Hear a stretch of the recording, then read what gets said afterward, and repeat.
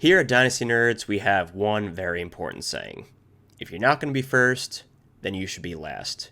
Being stuck in the middle, especially in a Superflex Dynasty League, is one of the worst spots to be in Dynasty Fantasy Football. Tim and I are going to take a look at a roster that's stuck smack dab in the middle of a 12-team Superflex League, and let's plan out how 2023 and 2024 can look to get that team right back into contention after bottoming out with the first overall pick.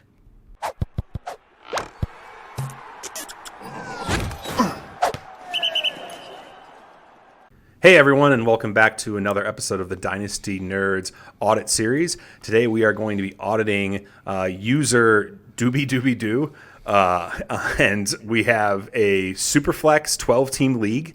It's full PPR with tight end premium. It's a 12-team league. One interesting note, Dan, with this league is there are no waivers. So you can trade. There is no trade deadline, so the trades throughout the year can happen, but there are no waivers, so the only time to actually add players that aren't through trades is in the draft. So that can play a factor into this league and this setup. And it is a super flex league with 2 flex spots and a wide receiver tight end flex.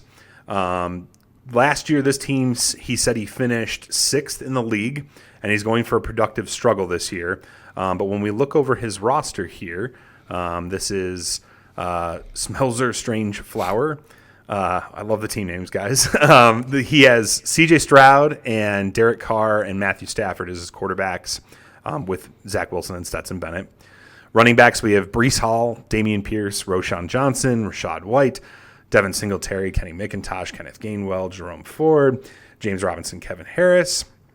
When we get to wide receivers, we have Devonta Smith, Michael Pittman, Zay Flowers, Hunter Renfrow, Brandon Cooks, Zay Jones, DJ Chark, Corey Davis, Ben Skoranek. And then tight ends, Dallas Goedert, Jawan Johnson, Daniel Bellinger, Jonnu Smith, Logan Thomas, Brenton Strange. When we go into his draft picks, it looks like he has 2 24 firsts and 2 25 firsts, as well as, I believe, 5 2024 seconds. 4 24 seconds and a 25 second. There we go. Okay. So plenty of draft capital already. But what stands out to you right away when you kind of look at just this team in general, Dan? Yeah, so this team falls. He said he came in 6th last year, and according to our Dynasty Nerds GM 2.0 rankings, he's got a ranking of 8, and this is definition of middle of the pack superflex team. And no offense to my man out there, he's admitted this in his audit application, and we're here to help him get out of the middle. Yeah. Now, like I said in the intro, stuck in the middle is the worst place to be in Dynasty because you're not competing for a championship. Maybe you make the playoffs, you get knocked out in the first round, or you barely miss the playoffs. But think of the ramifications for that. That means when you go into your rookie draft, you have picks 6, 7, 8.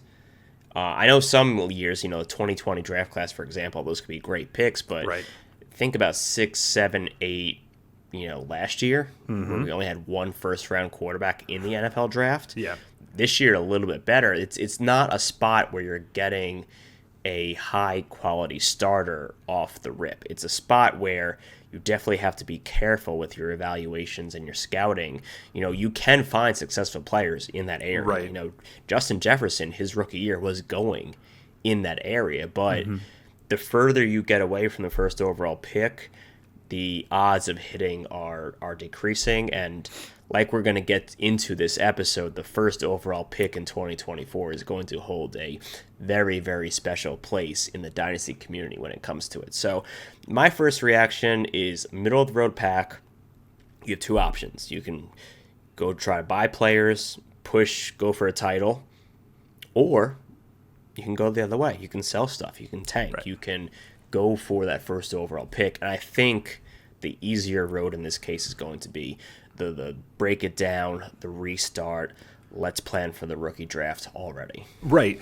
And I mean, I think, Dan, you really pointed it out well there, is like most years there aren't 3 or 4 franchise-style quarterbacks. And our guy got lucky in the draft this year. If you click on the draft from their draft they just did, he happened to have C.J. Stroud fall to him at the 6th pick because I believe Jahmyr Gibbs, or sorry, he was the 5th pick this year. Yep. But Jahmyr Gibbs went ahead of C.J. Stroud in this draft. And in a Superflex league, that's not super common. So he did get lucky that he got Stroud to fall to him. So he did get the chance at having a franchise quarterback onto this team this year. So that is a leg up towards the rebuilding process. But I think you agree with me here is just when you look at a team in a Superflex league that's in the middle of the pack, if you don't have the quarterbacks, you're never going to be able to compete. And so currently at this current state right now, you have Stroud, who's an unproven talent but looks like a good young prospect, and then you have Carr and Stafford, who are both, I mean, they are this team, right? They're middle of the pack, right? They're not winning you any leagues. And so you might be able to sneak into the playoffs and maybe make some noise if everything falls in line and falls perfectly, but the chances of it all working out for you like that are pretty low to begin with.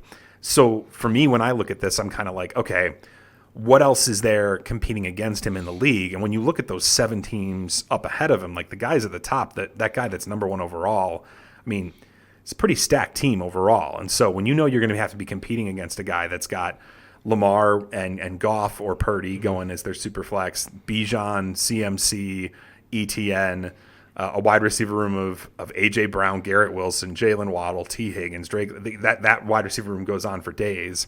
And then a little bit weaker in the tight end area, but, Waller could have a resurgence in New York. Kincaid's interesting in Buffalo. So this guy's going to be really, really hard to beat. So even if everything falls perfectly right for you, you still got to beat a guy like this in your league. So for me, this is more of a, hey, it's probably time to blow this up. My first thought is I look at this receiving core right here, and I'm like, this guy's going to be good forever.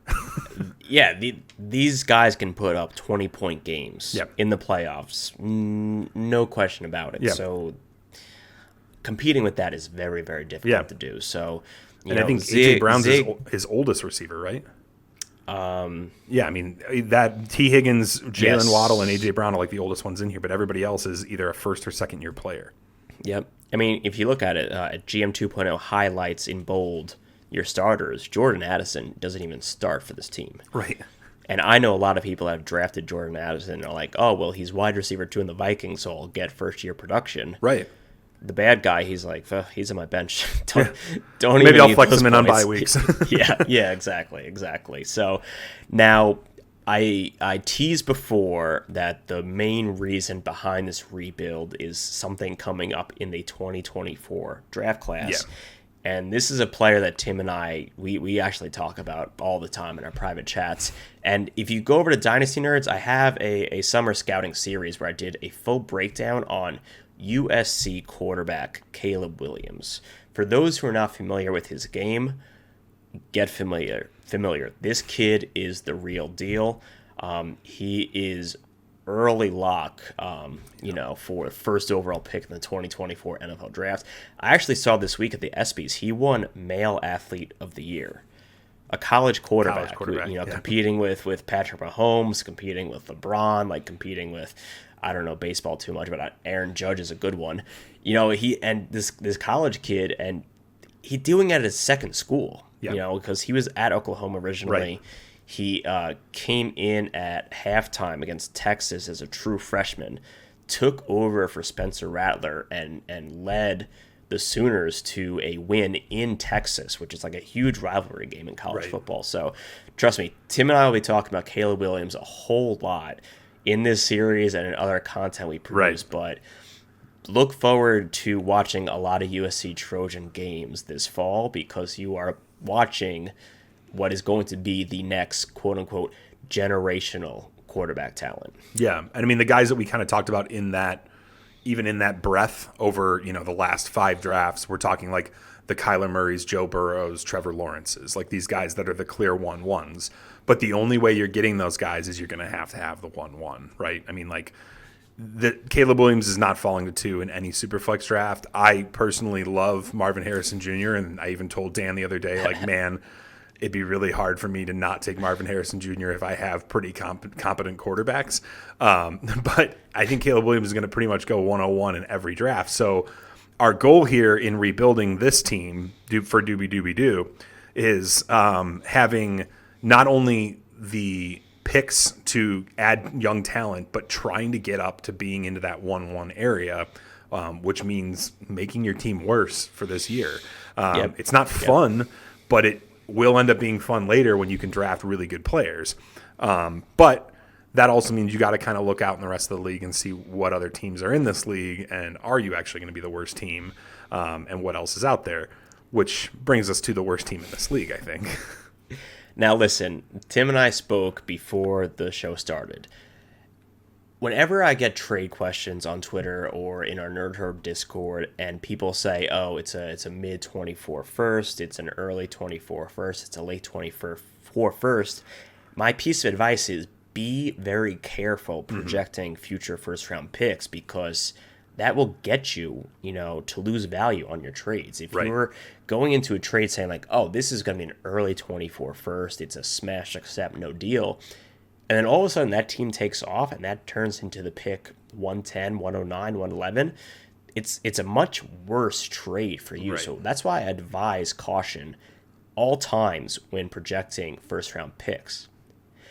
That being said, I am going against my advice in this particular moment, and Tim and I both agree that we are going to project this player's first rounder to be the coveted 101 in the 2024 rookie draft. Tim, let's break down this roster. Right, yeah. And remember, there is no waivers in this league. This roster is complete unless this owner makes trades. So this is what the roster is going to be unless this owner makes trades. So quarterbacks, Bryce Young, Mac Jones, Bailey Zappi, Tom Brady, Jake Haener.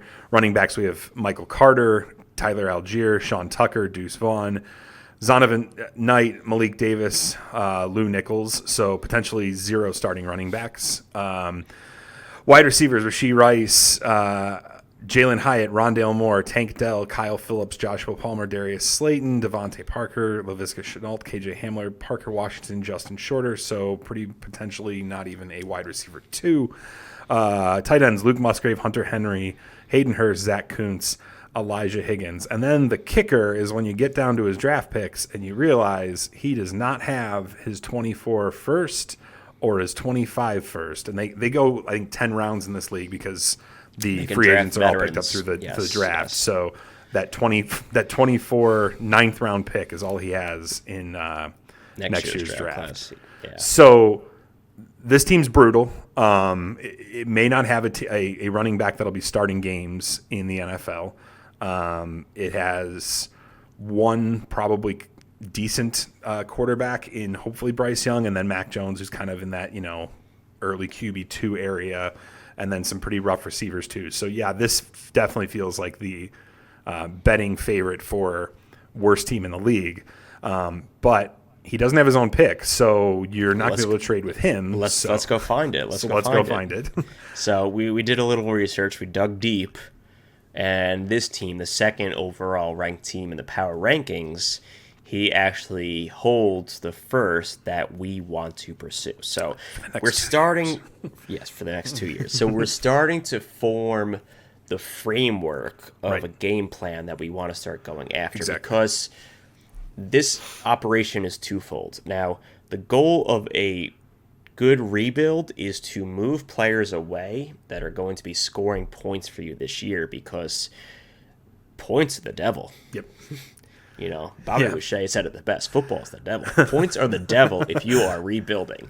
You want to avoid points at all costs. Right. So it's like a double down. You trade away the good players so you avoid points to win matchups. Right. And in exchange for those good players, you also receive draft capital that you can use to, select rookies, trade up, so on and so forth. Mm-hmm. So, but there is no shot we are beating this other team to the 101. No. Our goal right now is to play our way to the 102 while also trading for this pick that will be the 101. Because, let's think about it. You take this roster, right? Who knows what we're going to trade away, but C.J. Stroud's going to be a building block. Sure. Now all of a sudden you got C.J. Stroud and Caleb Williams as your quarterback. Right. That's a pretty decent room. Absolutely. Assuming Stroud, shows progress this year. And then you take this wide receiver room. Who knows what we're going to get rid of. But let's say we hold on to Smith. We hold on to Pittman. You throw Marvin Harrison Jr. in there. that is a perfectly fine wide receiver room. Absolutely. Perfectly fine. And that's just by basically trading away some of the talent that you have, so you make sure you're not scoring a lot of points and you can get down to the 102 while acquiring that 101 in some way. Yeah. And that's just this year's draft. And you also, our team, Doobiedoobiedo, has another first round pick this year or next year. So they'll have 3 picks overall. So offensive, who I believe was the 5th best team by our calculations. So, I mean, a borderline playoff team again. So this could end up being, 3 top 6 picks if you get lucky. Yeah, but you got 101, 102, 106, 107, somewhere around there. That's, I've been doing a lot of work on this draft class, and those are all picks I would love to have next year. Absolutely. You can easily walk away with Caleb Williams, Marvin Harrison Jr., and a starting caliber running back, which, we'll get into who's moving off this roster, but you plug those 3 assets in, and, we're already looking better for 2024 and beyond. So knowing that we're going to try to grab that pick, I mean, that's our prize right now in the rebuild that we want to strive for first. Yes, we got to look at mother-in-law's team and kind of see where the weaknesses could stand so we can give them a value that makes them want to move off of that pick, which, I mean, if that team's owner is paying attention at all, probably knows it's Caleb Williams. So, but first off, I mean, look at the quarterbacks, right? Patrick Mahomes, Deshaun Watson, Tua Tagovailoa, and then Thompson and McKee are in here. But with 3 starting top 10 style quarterbacks, you can kind of go into the negotiations being like, look, just be honest. Like, I want Caleb Williams. Like, I want to acquire him, and I'm willing to overpay and give you pieces to win now so I can acquire him. You don't have to have him. You have 3 really good quarterbacks. So share the wealth. Exactly. Just share the wealth, man. Don't be greedy. Let me help you out in your running back room, in your receiver room, or your tight end room so that I can acquire this guy. I'm rebuilding. Here's 2 or 3 pieces so that we can make this work. So the running backs, Javonte Williams, J.K. Dobbins, Kenneth Walker, Isaiah Pacheco, Zach Evans, Joshua Kelly, Keontae Ingram, and Keaton Mitchell. So there's a lot of potential here in this room, but you got Javonte's coming off an ACL injury. Dobbins has had a ton of injury history, and he's got contract negotiation stuff going on right now. Kenneth Walker just had Zach Charbonnet get drafted there. Isaiah Pacheco is kind of sharing that backfield with McKinnon and still CEH maybe. Don't forget about him. He's not dead. Exactly. So there's plenty of competition in their own running back rooms in real life in their NFL teams. So nothing there is super sound. And then when you go to the wide receivers, we got Jackson Smith and Jigba, Jamison Williams, Chris Godwin, George Pickens, Sky Moore, Kadarius Toney, Donovan Peoples-Jones, Paris Campbell, Jalen Tolbert, David Bell, Devin Duvernay, and Michael Wilson. So, again, near the top, some good players, but, we don't know if Jackson Smith and Jigba's rookie year is going to be all that hot, considering Tyler Lockett and DK Metcalf are still on that team. We don't know what Jamison Williams is going to be once his 6-game suspension ends to start the year. Chris Godwin now has Baker Mayfield throwing in the ball. So, there's a lot of question marks in both the running back and wide receiver room for a guy that's 2nd overall by our calculations. And then, go for it. The tight end room. So we have Cole Kmet, Noah Fant, Isaiah Likely, and Cameron Latou. This is not a tight end room that instills confidence anyways whatsoever. So we're kind of outlining, if you can follow along, places that this team needs help and places that we can offer help off of our own roster. If I was ranking importance of picking up pieces to take this roster we're looking at now to a championship, tight end is number 1. Yep. Because, Tim, I know you're a big Bears fan. I don't think you're I'm not a Cole Kmet fan. You're not drafting Cole Kmet that much, No. in seasonal leagues. So that's number 1, which we'll get into the replacement we have to offer. Like you said, this wide receiver room, it looks great for dynasty purposes.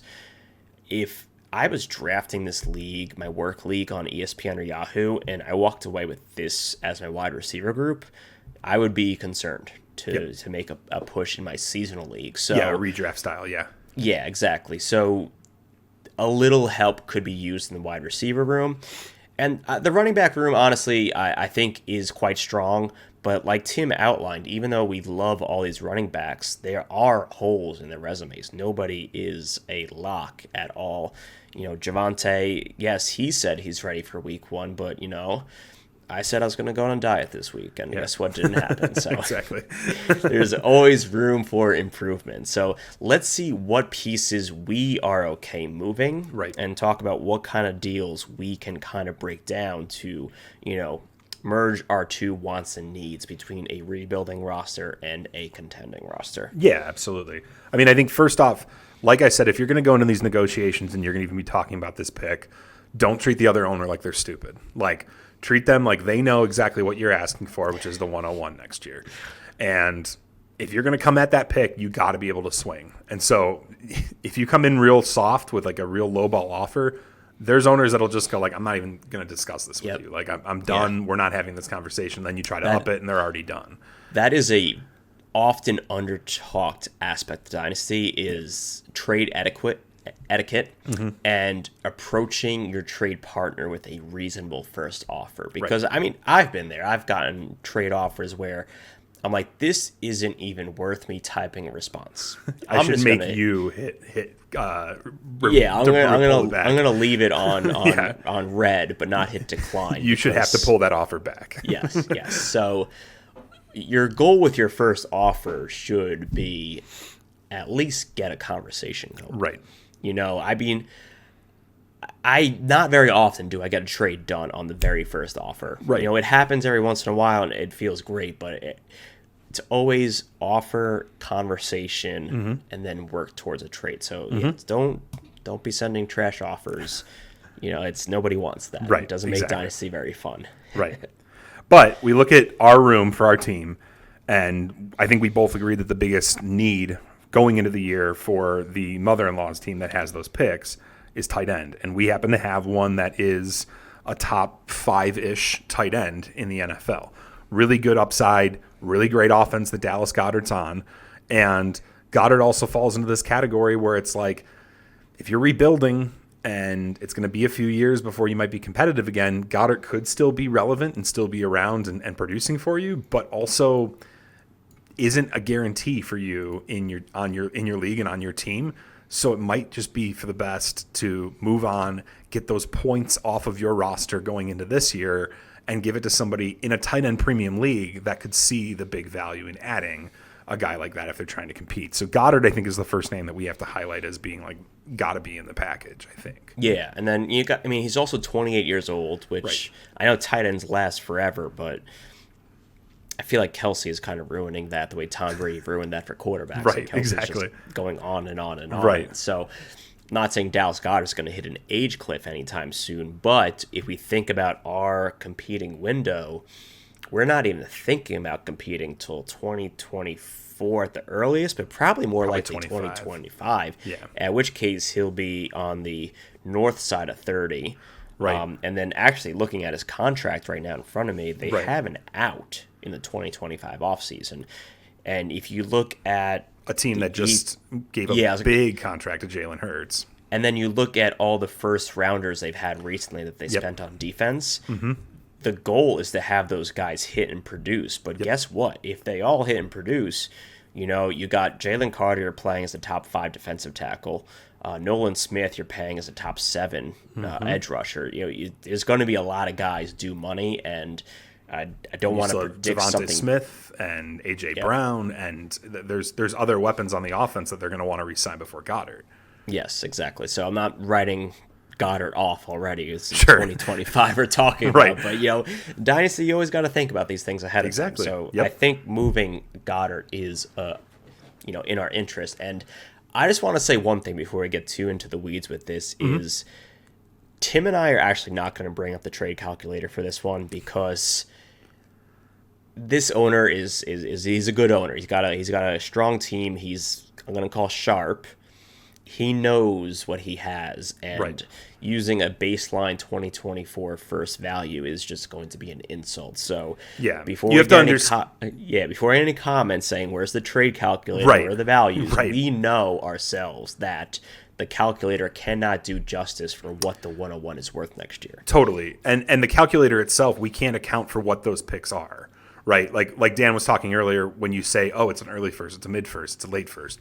We can't say this is 2024 101. We don't know who has the 101 next year at this point. So the calculator is kind of having a very generic ranking system. So those values aren't even going to be looking all that perfect anyway. And that's why I always say use the calculator as a guide. Don't Yes. use it as, set in stone, this is what you should offer. Use it as a framework to build, like I said, the conversation and the discussion for a trade. Right. Now, Tim, I know you were mentioning that there were a couple other pieces that we should include in this trade because obviously Dallas Goedert alone is not going to get this done. Of course. The name I'm going to say is going to, make some people shudder because he's a young running back, but I think you got to start talking Breece Hall right away. And the reason is you have to be able to give up a piece that is going to get the other owner interested. They're not going to move off the most valuable draft pick coming into the next draft for a bunch of second-level guys. There has to be a premier player involved.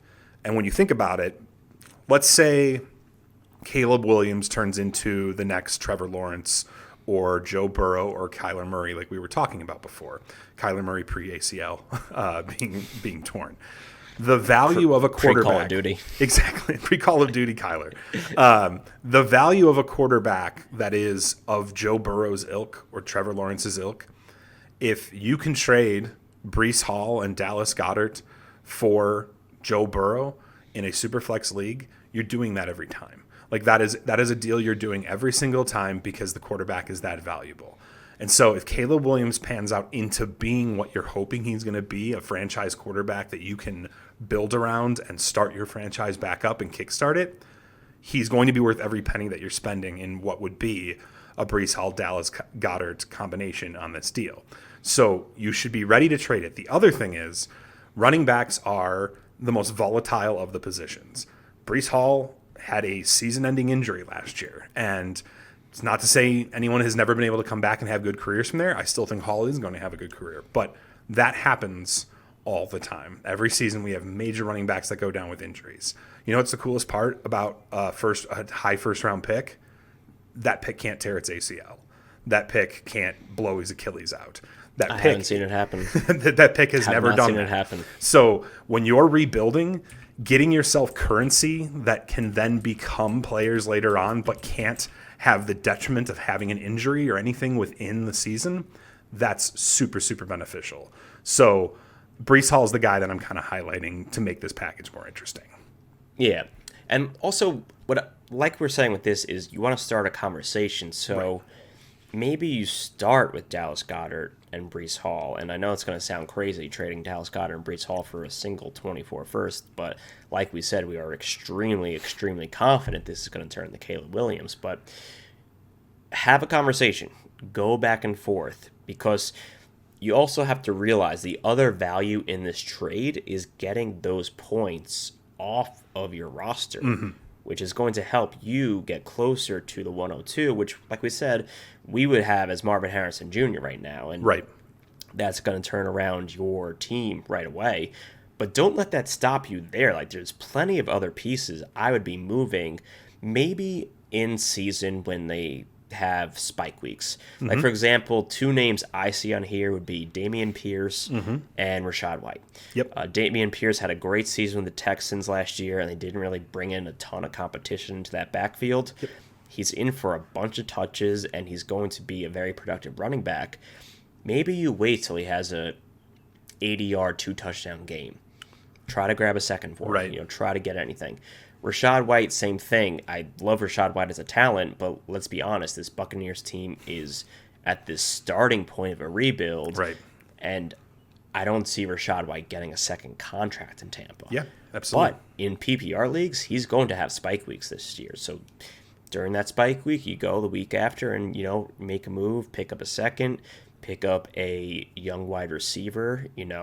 Maybe you go after somebody like a Jameson Williams, during his suspension.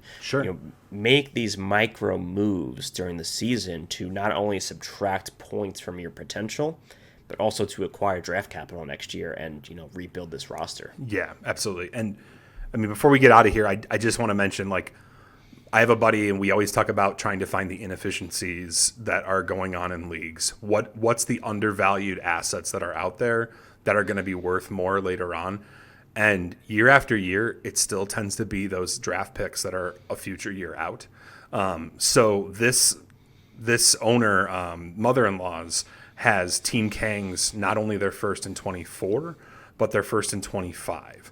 So if they're looking to compete right now and they want to win right now, the 24 first they know is going to be probably Caleb Williams. But remember, Kang doesn't have any draft picks in 24, basically. Like, that team is going to be stuck in the bottom of this league for a couple of years. So if they're like, hey, I like the offer of Hall and Goddard, but I still want a little bit more to know that I'm going to be competing the next couple of years, you could throw a couple more pieces on there and try to get the 25 first as well. Just figure out ways to get yourself draft capital and get rid of the talent that's on your team, basically, is what you need to be doing at all times. So if that means the 25 first, look into that, because that 25 first is going to be worth so much more come next season when it looks like it's going to be the first pick of the 25 draft. Yep, exactly. So thank you, everyone, for tuning in to our latest edition of the Dynasty Team Audit Series. If you want to be featured with one of your rostered, you simply have to join the Nerd Herd, and we have a great offer going on right now for anybody who's not currently a member. Sign up for Underdog Fantasy Football with the promo code NERDS. You get an instant deposit match up to $100, which you can use to enter into many other contests with multiples of millions of dollars in prizes available. You also get a full year of a Nerd Herd membership, which gets you an extra podcast, access to our film room, all the rankings, this wonderful GM 2.0 app, and our Nerd Herd Discord, where Tim and I host shows and we take applications for the audit series to have yourself featured in an upcoming episode. Thank you once again for checking us out, and we'll see you next time. You guys have a nice night.